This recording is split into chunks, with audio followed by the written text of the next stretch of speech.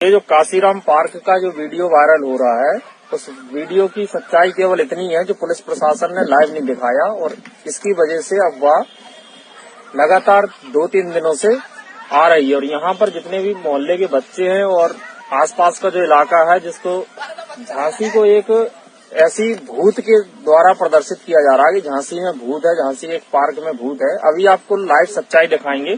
पकड़ो भैया आप जरा, अच्छा आप करो।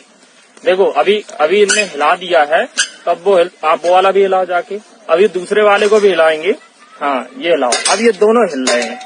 अब कोई हिला करके वीडियो बनाएगा और उसको कह देगा इसमें भूत बैठा हुआ है, तो उसको डराने की एक कोशिश है और पार्क को बदनाम करने की कोशिश है। कुछ लोग तो यहाँ तक कहने लगे हैं कि काशीराम साहब के नाम से पार्क बना हुआ है, तो काशीराम जी की आत्मा इसमें डोल रही है। देखो इसमें छोटा सा बच्चा अपना बालक है, वो यहाँ पर बैठेगा और अपना जिम भी करेगा।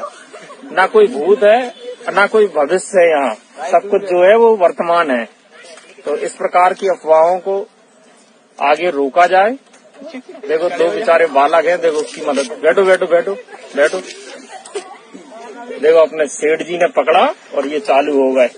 अब यहाँ पे कौन सा भूत बैठा है और कौन सा है, तो इस प्रकार की अफवाहें न फैलाई जाए, यही आप सभी से निवेदन है।